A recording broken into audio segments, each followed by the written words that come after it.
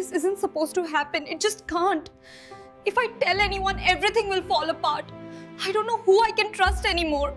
She recorded the video only days before she disappeared. At the time, no crime had been reported. No missing person alert had been issued. No one was searching for her. There was nothing on the surface that suggested danger. A pregnancy by itself is rarely treated as a threat. But in this case, it was not the pregnancy that mattered. It was what the pregnancy exposed. That truth would only become clear much later, after investigators began to understand the structure of her life, the silence inside her home, and the imbalance of power that had existed long before she was reported missing. When the video was recorded, no one outside the house knew anything was wrong. There were no emergency calls, no raised voices, no public arguments. Everything appeared intact. What investigators would later uncover was that the marriage she had entered was never a marriage in the usual sense, that the man she lived with was not the man she turned to, and that the person she trusted most was also the person with the most to lose. This was not a case driven by jealousy. It was not fueled by passion. It did not unfold through rage or chaos. It developed quietly through dependence, control, and silence, and it had begun long before anyone noticed she was missing. The marriage between Arav Kulin and Isha Varadaj had been arranged quickly. There was little discussion, little hesitation, and very little scrutiny.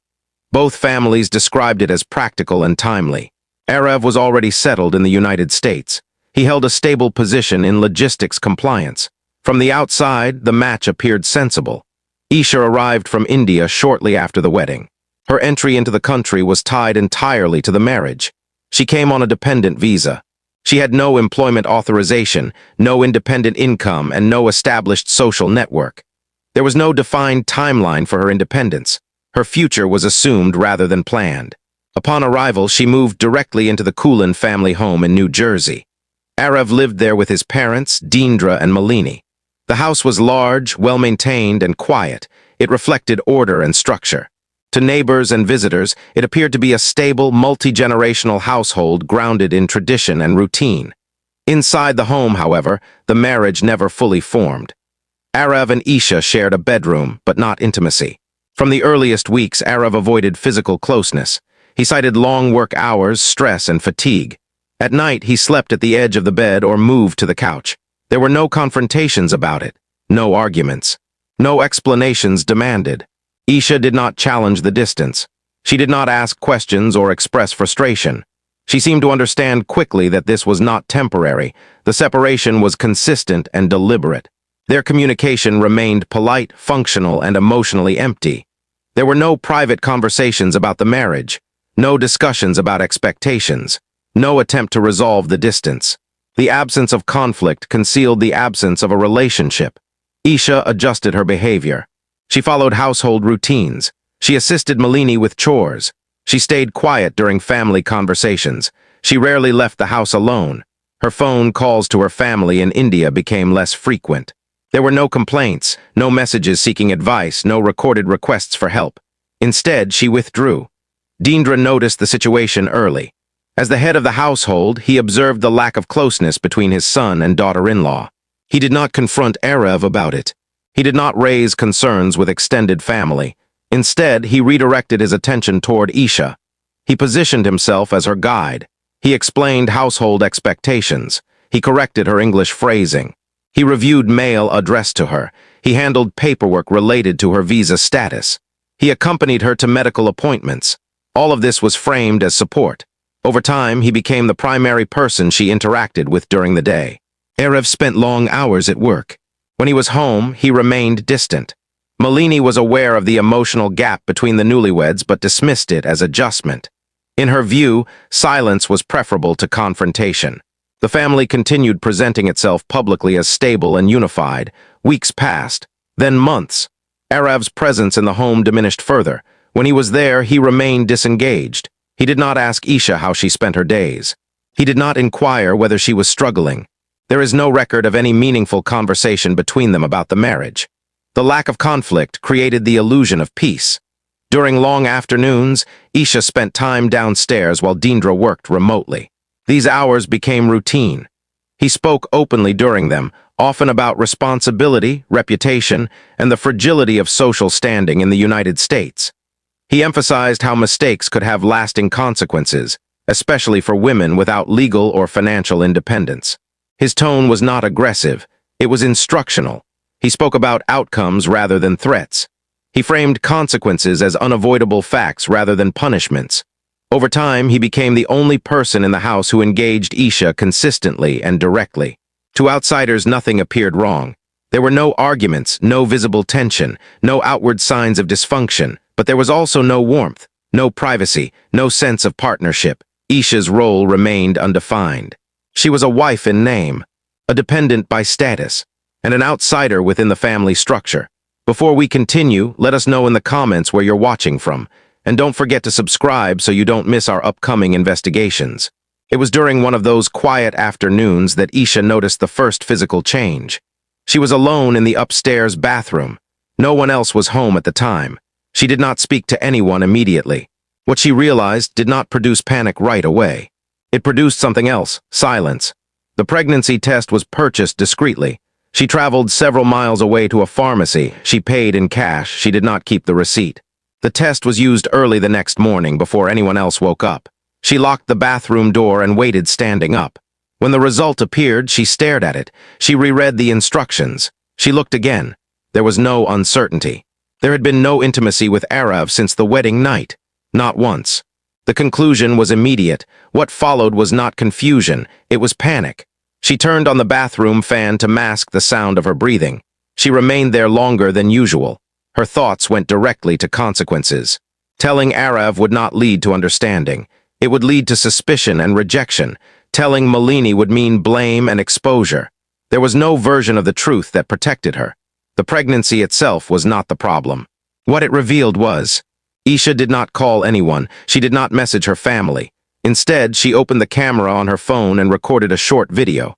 There was no preparation. She did not address anyone by name. Her voice was unsteady. She said that everything would collapse if she spoke.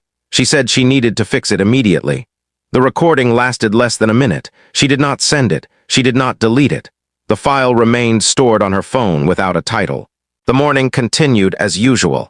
She ate breakfast. No one asked questions. Later that day, Deendra noticed the change. That evening, when they were alone, he asked if something was wrong. At first, she did not answer. When she finally spoke, she told him she was pregnant. She did not ask for advice. She stated the fact. Deendra did not react immediately. He asked how far along she was. He asked if she was certain. He asked if anyone else knew. His voice remained calm. Then he said the family could not survive the truth. He said Arav would be destroyed. He said Isha would be blamed no matter what. He described outcomes, not emotions. He suggested the situation needed to be handled quietly. He spoke in general terms about solutions and necessities. When Isha hesitated, he reminded her of practical realities. Her visa depended on the marriage. She had no income. Returning to India would be permanent and public. He presented these points as facts, not threats.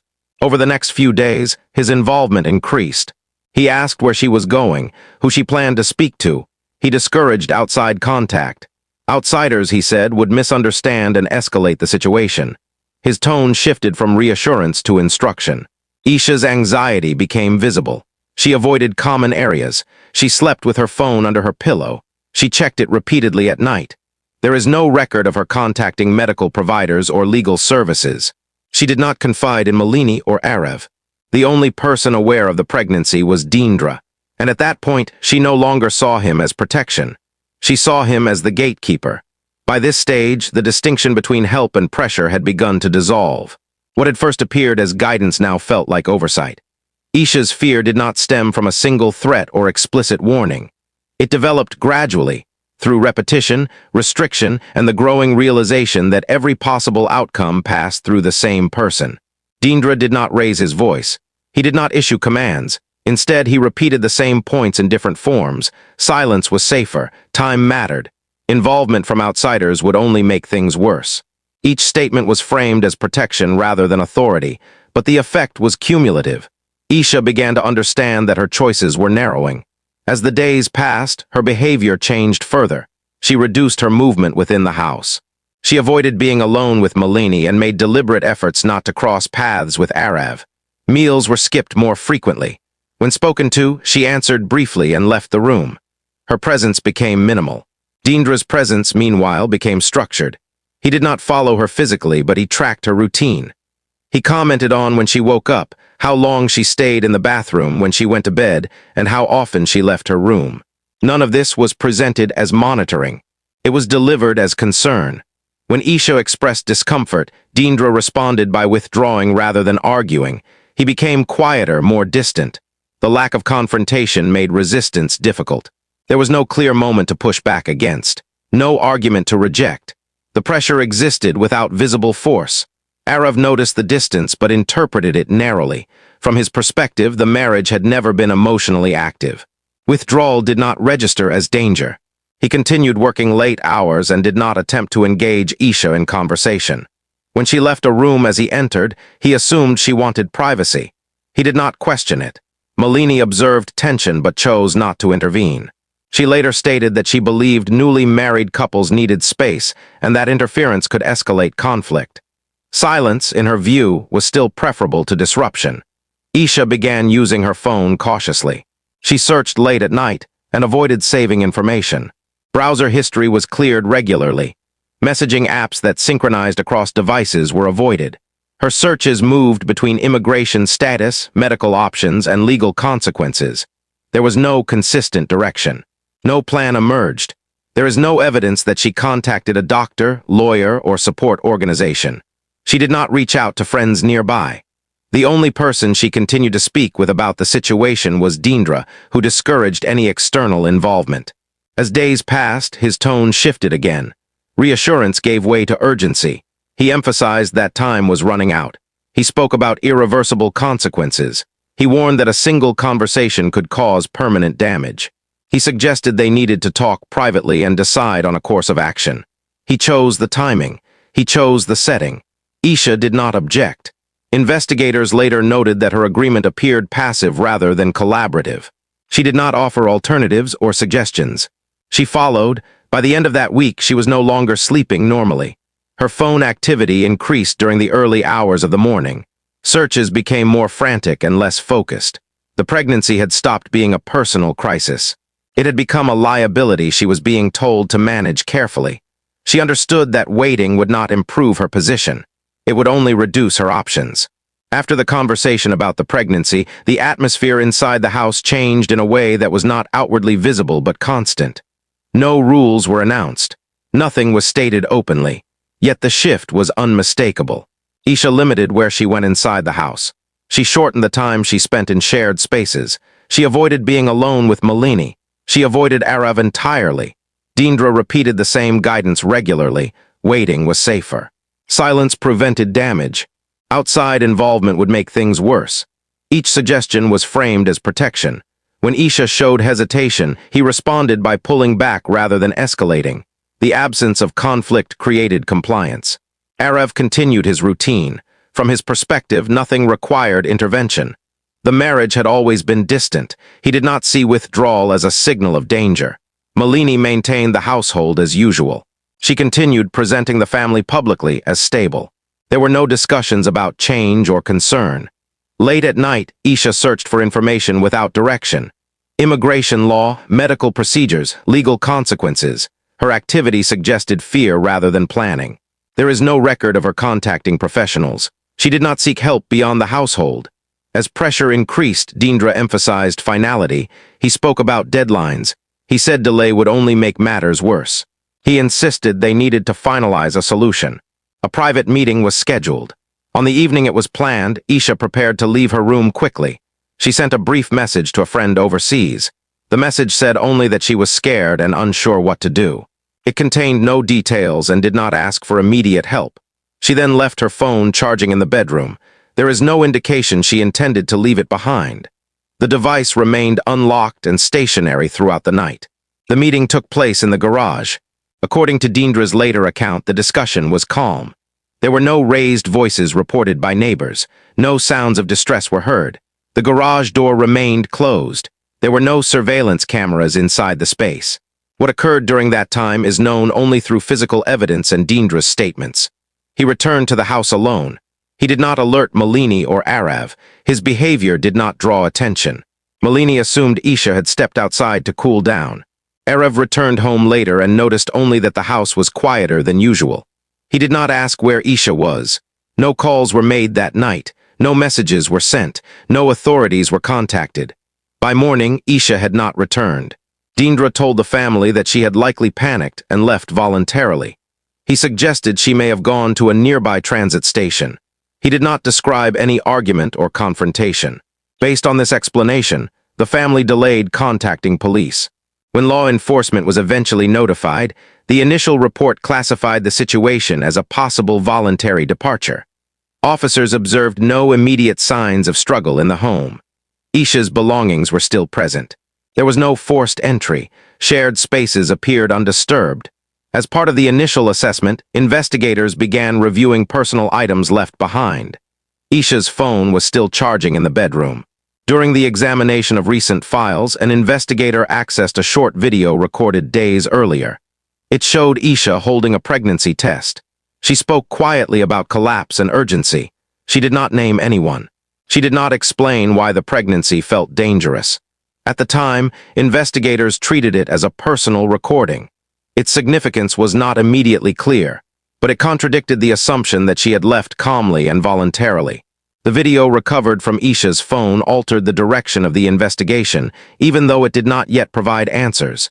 It showed fear without context, awareness without accusation. At the time it was discovered, Isha was still officially classified as missing.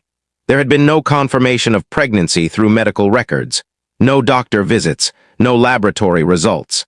The test visible in the video was the only indication, and even that was indirect.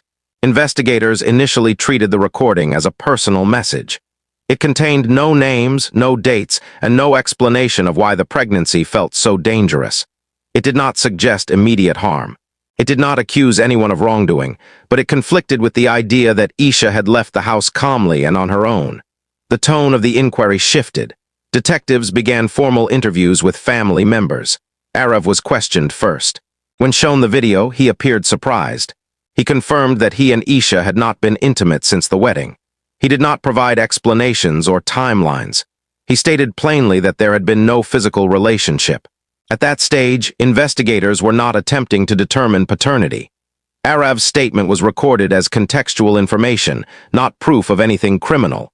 Still, it raised questions the missing person narrative could not answer. Deendra was interviewed next. He acknowledged that Isha had seemed distressed in the days before her disappearance. He described her behavior as emotional rather than fearful. When asked about the video, he confirmed that Isha had told him she was pregnant. He said she had been overwhelmed and confused. He denied understanding why the pregnancy would cause panic. He did not mention any inappropriate relationship. He emphasized that he had tried to calm her and protect the family from unnecessary attention. He described his actions as supportive. Investigators noted the framing. They then reviewed Isha's digital activity in detail.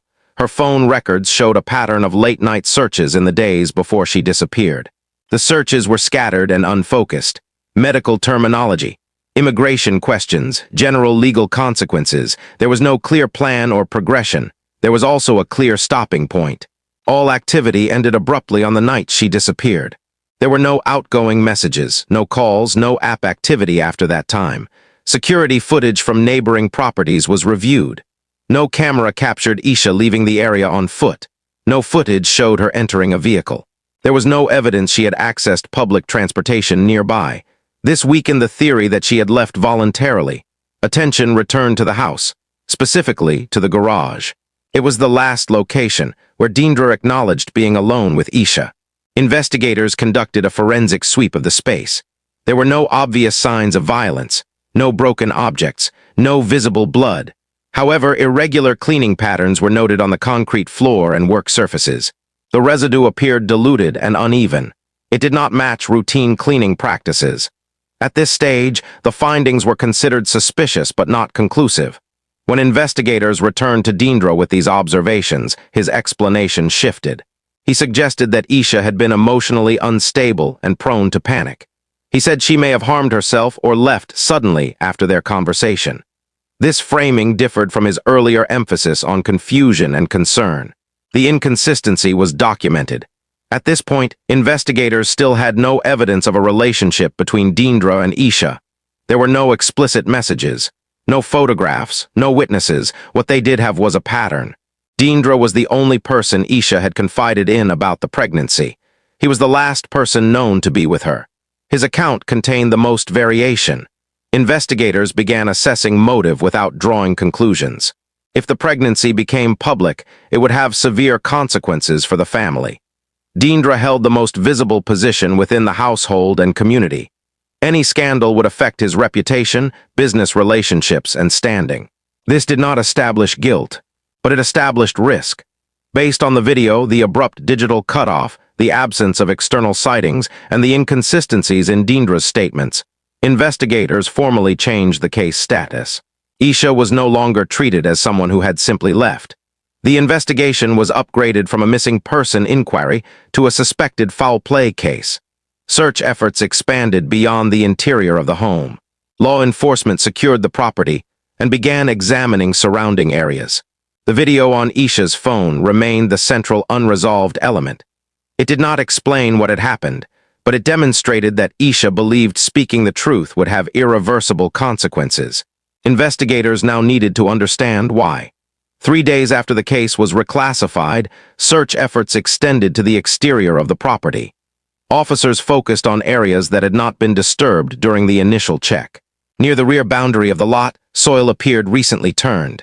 The disturbance did not match landscaping records or recent maintenance. A shallow excavation was ordered. Beneath the soil, wrapped in plastic and fabric later identified as items stored in the garage, Isha's body was found. The medical examiner determined the cause of death as blunt force trauma to the head. The injury was consistent with a single impact. There were no defensive wounds, no signs of prolonged struggle, no evidence of restraint. The findings suggested a sudden act rather than sustained violence. The estimated time of death aligned with the evening she disappeared. Deendra was taken into custody the same day. He did not resist arrest. During initial questioning, he maintained that the death was not planned. As evidence was presented, including the recovery location and forensic findings from the garage, his account shifted again. He admitted to a sexual relationship with Isha. He described it as something that developed gradually and should not have happened. He did not describe affection or attachment. He framed the relationship as a situation he believed he was managing. When asked about the killing, Deendra stated that he panicked when Isha said she would speak to others. He claimed he believed exposure would destroy his family and his son's future. He did not deny causing the fatal injury, but denied intent to kill. He described the act as an attempt to stop irreversible damage rather than to end a life. Investigators noted that this explanation focused on consequences rather than responsibility. The video recovered from Isha's phone became a central element of the prosecution's case. It was not used as direct evidence of murder. Instead, prosecutors argued it demonstrated entrapment. They presented the video as evidence that Isha believed she had no safe option, that she had been isolated, that Deendra had positioned himself as the only solution while also controlling her choices. The absence of accusation in the video was presented as proof of fear rather than consent. Arav learned the full scope of events during the investigation. He was informed that his father had admitted to a relationship with his wife. Investigators noted that Arav did not attempt to defend Deendra or dispute the facts. He provided a written statement confirming the absence of intimacy in the marriage. He described his own emotional disengagement. He stated that he had believed silence was normal and did not recognize it as neglect. Malini refused to participate in further interviews. She declined public comment and did not testify during pretrial hearings. Prosecutors did not charge her, citing lack of evidence of direct involvement. Her silence, however, became part of the public narrative. The trial did not center on passion or impulse. It focused on control, dependency, and fear. Prosecutors framed the case as one built over time rather than a single moment. They argued that the killing was the final act in a sequence that had already removed Isha's ability to choose freely. The court was presented with a household structure where authority flowed in one direction. Deendra was described as the central figure. He controlled information, access, and outcomes. He handled paperwork. He advised on immigration status. He positioned himself as protector and problem solver. At the same time, he discouraged outside contact and emphasized irreversible consequences. Prosecutors argued that this dynamic left Isha isolated. She had no income, no independent legal standing, no private space, no support network in the country. Her dependence was not incidental, it was structural. The video recovered from her phone was introduced carefully. Prosecutors did not play it immediately. They first established context. Testimony outlined Isha's daily routine, her limited movement, and her growing withdrawal. Experts explained how isolation and dependency can narrow perceived options. They described how fear does not always present as panic. Often it appears as compliance. When the video was finally played, there was no commentary. The courtroom remained silent. Isha stood in a bathroom holding a pregnancy test. Her voice was quiet and fragmented. She did not accuse anyone. She did not ask for help. She said only that everything would collapse if she spoke, and that she needed to fix it quickly. Prosecutors argued that the absence of accusation was the point. The video demonstrated awareness without agency. It showed that Isha believed truth itself was dangerous. The defense did not dispute the death. They did not dispute the relationship. Instead, they argued that Deendra acted under extreme pressure. They cited cultural expectations, fear of disgrace, and concern for family reputation. They framed the killing as a tragic act of panic rather than premeditation. They argued that Deendra had not intended to kill, that the fatal injury resulted from a moment of loss of control, that the situation escalated faster than he anticipated. Prosecutors countered by pointing to opportunity. They argued that Deendra had multiple chances to step back. He could have allowed Isha to leave. He could have sought help.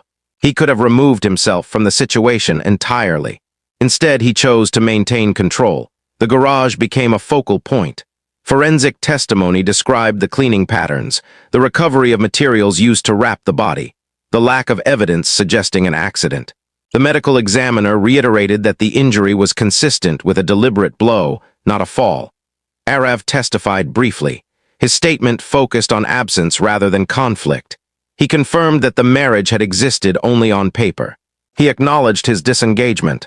He stated that he had believed silence was normal and did not recognize it as neglect. Malini did not testify. Her absence was noted but not explained during proceedings. After deliberation, the jury returned a guilty verdict on the charge of murder. Sentencing was scheduled several weeks later.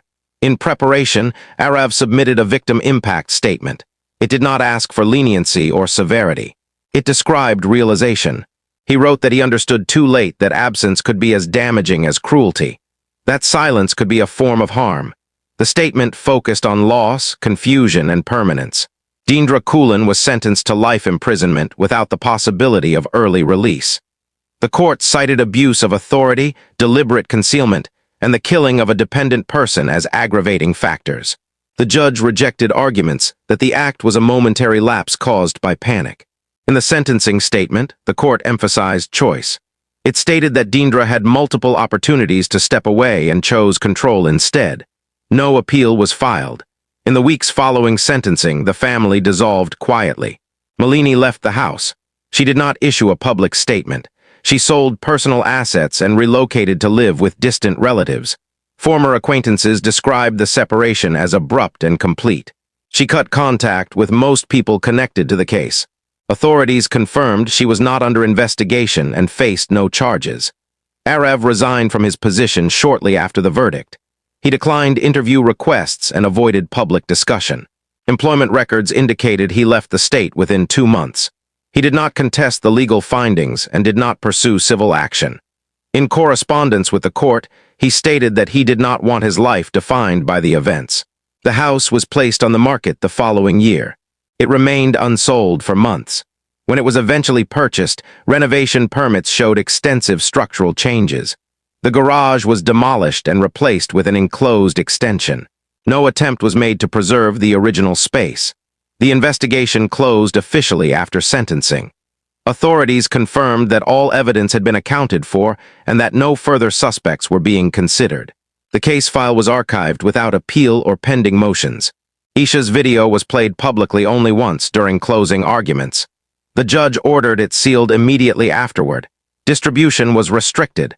Despite this, its existence became widely known. Commentators described it as the most disturbing element of the case, not because it identified a killer, but because it documented a moment when speaking the truth appeared more dangerous than remaining silent. Public discussion did not settle on a single conclusion. Some argued that Isha should have left earlier. Others argued that her lack of options was the central issue. The debate focused on authority, obedience, and avoidance, on how harm can develop without visible conflict. The case left no unresolved legal questions. It left unresolved social ones. There were no emergency calls, no recorded arguments, no public warnings. The crime did not escalate through violence. It progressed through silence, dependence, and delayed decisions. The final evidence did not come from a witness or confession. It came from a brief recording never meant to be seen, a record of awareness rather than accusation. Investigators concluded that the crime did not require secrecy or sophistication. It required time, access, and the belief that silence would protect everyone involved. The conclusions reached by the court were final. The conclusions drawn by the public were not. After sentencing, the legal process closed cleanly. There were no appeals, no supplemental hearings, no unresolved motions. From a procedural standpoint, the case was finished. What remained was a documented sequence of events showing how harm developed without noise, confrontation, or visible conflict. Investigators reviewing the case noted the absence of traditional warning signs. There were no emergency calls placed from the home. No neighbors reported arguments. No friends reported distress messages requesting immediate help. The progression toward violence did not follow escalation. It followed containment. Every stage of the case reflected narrowing options. Isha's dependence was not sudden. It was cumulative. Immigration status, financial reliance, social isolation, and emotional disengagement worked together. None of these elements alone caused the outcome. Combined, they eliminated alternatives. The video recovered from her phone remained the most examined artifact. It was referenced repeatedly in reports, transcripts, and expert analysis. Not for what it said, but for what it revealed about perception. Isha did not describe fear of harm. She described fear of consequence. The collapse she referenced was social, legal, and irreversible in her understanding. Experts testified that this distinction mattered. Fear of consequence often prevents disclosure more effectively than fear of violence. When exposure itself feels fatal, silence becomes a survival strategy. In this case, silence did not protect her. It delayed intervention until intervention was no longer possible. The investigation showed that multiple opportunities existed for interruption. None were activated. Arav's disengagement removed the possibility of spousal intervention. Malini's preference for non-interference preserved appearances. Deendra's authority consolidated access and information. Each role functioned independently, but the effect was collective. Law enforcement emphasized that no single action created the outcome. The crime did not hinge on secrecy or complexity. It hinged on access and time. The household environment allowed a single individual to control narrative, timing, and interpretation without challenge. The garage, later demolished, became symbolic in official summaries, not because of violence but because of isolation. It was a private space without surveillance, without witnesses, and without interruption. Investigators noted that the absence of cameras was not intentional concealment. It was structural neglect. Post-trial analysis focused on dependency dynamics. Isha's lack of independent documentation, transportation autonomy, and local relationships restricted her ability to leave quietly or safely. Leaving would have required explanation. Explanation would have triggered exposure. Exposure was what she believed could not be survived. Public commentary often centered on hypothetical alternatives. Why she did not leave. Why she did not call authorities. Why she did not contact family sooner. Prosecutors addressed these questions directly in closing statements. They argued that alternatives only exist when they are perceived as survivable. In this case, they were not. The sealed video became a reference point in academic discussions on coercive control. Analysts noted that it captured a cognitive threshold rather than a plea. It was recorded after realization, not before danger. It showed understanding without agency. Court records emphasized that the video was never sent. That detail mattered. It demonstrated that Isha did not believe anyone could receive the truth without consequences. The recording functioned as documentation, not communication. It preserved awareness, not accusation. In internal reviews, investigators stated that the case challenged assumptions about visibility. Violence did not escalate outward. It collapsed inward. The absence of noise was not evidence of safety. It was evidence of containment. The Kulin Properties renovation was documented in municipal records without reference to the case. The garage was removed entirely. New walls replaced the space. There was no preservation effort, no marker, no acknowledgement. The physical environment was altered to eliminate association, not to memorialize. Authorities confirmed that no further charges were warranted. There was no evidence of conspiracy, no obstruction beyond the initial delay. The delay itself was attributed to misclassification rather than intent. The family's explanation aligned with voluntary departure protocols at the time of reporting. The case file closed with a summary emphasizing prevention failures rather than investigative error. The report noted that reliance on surface stability can delay recognition of risk. Households without visible conflict are not inherently safe. Silence is not neutrality. Isha Varadaj was not killed because she was heard. She was killed because she believed she could not be. The progression toward that belief was gradual, reinforced daily, and never interrupted. The final assessment concluded that the crime did not require persuasion, force, or planning. It required authority, proximity, and the absence of challenge. Each existed long before the pregnancy was discovered. The video remained sealed. Its content was preserved only in transcripts and summaries. It was described officially as a record of awareness rather than evidence of intent. Investigators noted that its value lay in timing. It captured the moment when Isha understood that speaking would alter everything and that silence felt safer. That understanding shaped every decision that followed. The case did not end with unanswered legal questions. It ended with unresolved social ones.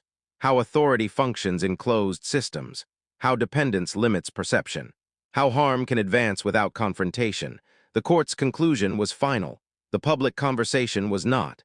This case remains cited not for brutality but for structure. Not for rage, but for restraint. Not for chaos, but for control. It demonstrated that silence does not prevent collapse. It only delays it. And when the delay ends, there is no space left to escape. The moral of this story does not emerge from the act of violence itself, but from everything that allowed the violence to become possible without resistance. What makes this case unsettling is not the brutality of the final act, but the absence of visible struggle leading up to it. There was no chaos, no public warning, no moment that forced intervention. The harm developed inside a structure that appeared stable, orderly, and respectable. That is where the moral resides. This story demonstrates that silence is not neutral. Silence is active. It shapes outcomes, protects power, and removes accountability. When silence is chosen repeatedly, it becomes an environment rather than a moment. In such environments, harm does not need to announce itself.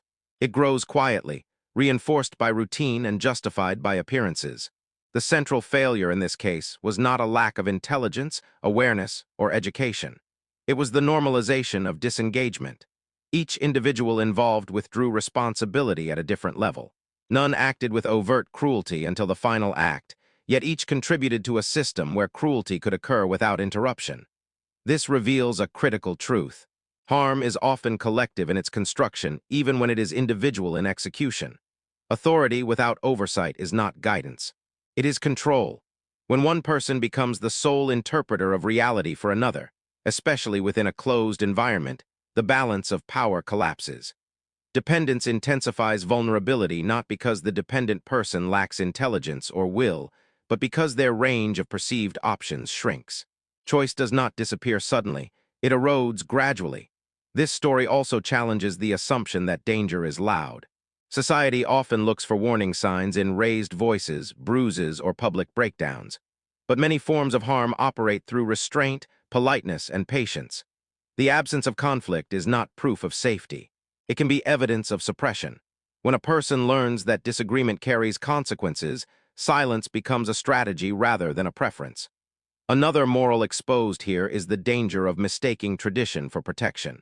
Cultural expectations, when left unexamined, can become instruments of control. Respect for family, reputation, and order can quietly override concern for individual autonomy. When maintaining appearance becomes more important than addressing reality, harm is not prevented. It is postponed. The case also reveals how neglect can be as damaging as abuse. Arev's disengagement was not violent, but it removed a critical layer of protection.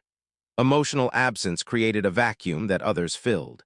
Responsibility does not require malice to cause harm. It only requires withdrawal at the wrong time. Silence, when practiced by those with the power to intervene, becomes complicity even if unintended. Malini's silence illustrates another moral truth. Avoidance is not peacekeeping. Choosing not to intervene may feel like restraint, but it often preserves imbalance. Stability built on non-interference is fragile because it prioritizes comfort over truth. In such systems, the person with the least power absorbs the greatest risk. The most disturbing aspect of this case is that the victim understood the danger clearly. The video she recorded was not confusion, it was clarity. She recognized that speaking would carry irreversible consequences, not because she misunderstood reality, but because she understood it too well. That awareness did not empower her, it paralyzed her. When truth itself becomes dangerous, morality collapses under pressure. This leads to a deeper moral. Safety is not only physical, it is psychological and structural. A person can be surrounded by people and still be isolated. They can live in a home and have no refuge. When every possible exit requires exposure, and exposure feels catastrophic, survival instincts shift from escape to concealment. That shift is not weakness. It is adaptation under constraint. The justice system resolved the legal responsibility in this case, but legality is not morality. The law can assign guilt, but it cannot fully address the social conditions that made the crime possible. Courts punish actions, not environments, yet environments shape actions more than intentions do. The moral failure here was environmental before it was criminal. Another lesson from this case is the danger of delayed accountability. Early intervention does not require certainty, it requires concern. Waiting for proof often means waiting until harm is irreversible. Systems that demand visible damage before response are systems designed to respond too late. This story also exposes the cost of treating dependence as temporary or acceptable. Immigration status, financial reliance, and social isolation are often minimized as transitional hardships.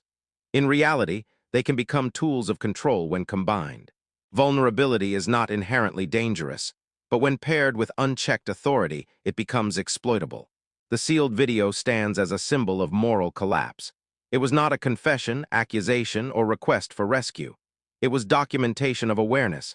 That matters. It shows that the victim did not misunderstand her situation. She understood it so well that she believed survival required silence. That belief was the final failure of the system around her. The moral here is not that individuals should always speak, but that systems should never make silence feel safer than truth. Responsibility lies not only with those who act violently, but with structures that make violence feel like the only way to maintain order. This case forces a reconsideration of what protection really means. Protection is not control. It is access to alternatives. It is the ability to leave without punishment, to speak without collapse, and to seek help without shame. When those conditions are absent, moral responsibility extends beyond the final act. Ultimately, this story is a warning about the quiet accumulation of power. Power does not always announce itself. It often arrives as help, guidance, and concern. When that power is not questioned, it consolidates. When it consolidates, it isolates. When it isolates, harm becomes invisible until it is irreversible. The moral is not abstract. It is practical. Silence should never be mistaken for consent. Stability should never be assumed from quiet. Authority should never go unexamined. And dependence should never be dismissed as temporary when it removes choice. This case demonstrates that harm does not require cruelty to exist. It requires opportunity, imbalance, and time. And when those elements align, morality fails not in a moment, but over months of inaction. The final lesson is this: violence is rarely the beginning of a tragedy. It is the conclusion of many small decisions to look away, remain silent, and preserve comfort over truth. When those decisions accumulate, the outcome feels sudden, but it is not. It is simply the moment when silence can no longer hold the weight placed upon it. That is the moral this story leaves behind.